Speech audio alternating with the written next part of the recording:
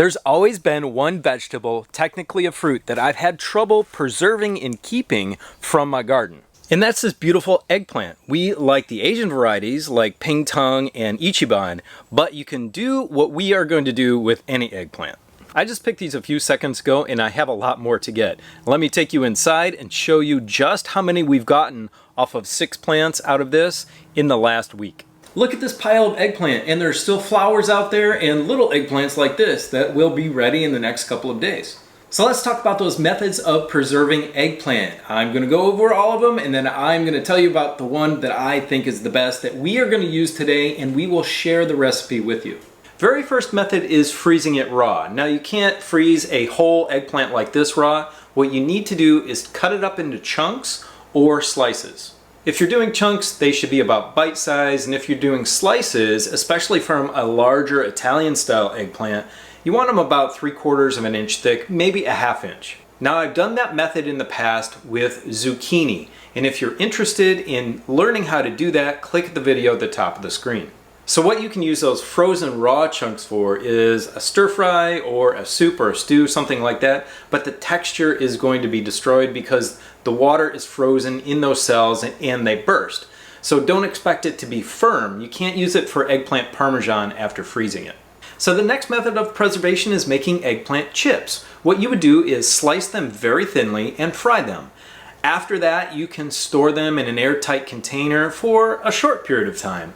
But I don't think it's a very long or preservation method that's going to keep your eggplant around for very long. Now you could freeze dry those chips. They would be crunchy, but they would be raw. I'm not sure how the taste on those would be. I've never tried it like that. Now the next method is eggplant jerky. This is becoming quite popular and I've never tried it before myself. But you can slice the eggplant thinly and marinate it, probably about 1/8 of an inch thin. Then after that, place it in your dehydrator and dehydrate it to your desired chewiness, I guess you could say, your desired dryness.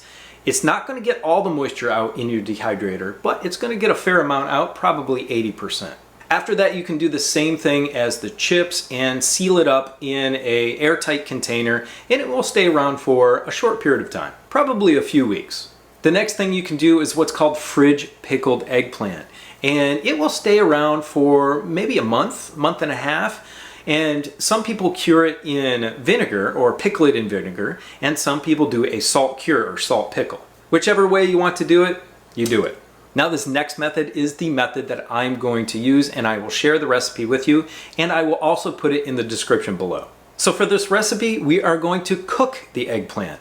At the end, we are going to choose how we're going to preserve that cooked eggplant. We can freeze it or we can freeze dry it. I'll leave it up to you on which method you use at the end. We are probably going to do both because honestly, it will preserve well both ways. So the recipe is for a roasted eggplant and garlic puree, most commonly known as baba ganoush. It's a Middle Eastern dish and it is a beautiful, creamy roasted eggplant with a lot of garlic, some lemon, and the taste is unbelievable on bread. And that puree will freeze dry beautifully, and it'll also freeze really well. And since we're doing it like this, we don't have to worry about the texture when we de-thaw or rehydrate our eggplant because it's already in the form that we want it. So let's start by roasting our eggplant. We're going to start with a 425-degree oven, and we are simply going to lay these out on cookie sheets and start to char that skin. It should take maybe about 40 minutes, but with these smaller eggplants, I would check them intermittently after about 25 minutes. Now, if you want, you can roast these outside on your grill. I do that when I make a Filipino dish called tortang talong. For the next part, we're going to peel some garlic cloves. We're going to leave them whole, and then we are going to do what's called confitting them. That's a fancy French term for covering them with oil in a pan and cooking them slowly for a long period of time. For that amount of eggplant, 2 full cookie sheets full of eggplant, don't ask me what the weight of it is, so 2 full cookie sheets, we are going to use a 1/2 cup of garlic cloves. But if you want to use more, go for it. So for our garlic confit, we are going to use a decent amount of oil, probably about 1.5 cups to 2 cups. And don't worry, Not all of that oil is going to go into the recipe, but at the end you've got the advantage of having a beautiful garlic flavored oil to use in other cooking recipes. So for your garlic confit, you're going to want to set it at a medium low temp to low temp. It really depends on the stove that you are using. Remember, it's a slow cook until they turn a nice golden brown. Our eggplant's done. We're going to get it out of its skins and into a food processor. This is pretty simple. You're just going to use a knife. You're going to slit down the skin like that, and we're going to scrape it out with a spoon. Looks like these could have used a few more minutes. If you need to, just pop them back in the oven. So this is what we are left with. You can see there's a decent amount of juice with it, and with these small eggplants, these Japanese eggplants and Chinese eggplants, you don't have a whole ton of juice. If you have the big Italian ones, you're going to have a lot more water. Some people will use that in the recipe, but it can make it a bit watery. It's all to your liking and how thin you like this roasted eggplant.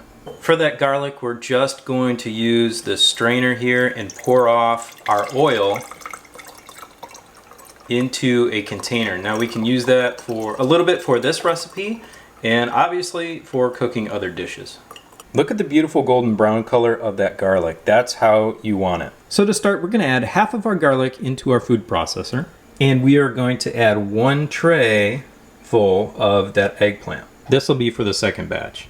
We're going to add that eggplant into the food processor along with the garlic. We're going to add the juice of half a lemon.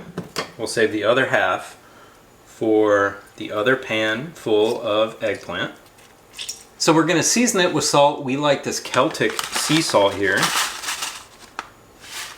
Just enough. Then for us, we like to add a little cumin and a little smoked paprika. You can also add some cayenne if you want a little heat. We're going to pulse this to combine at first and then blend it until it's creamy.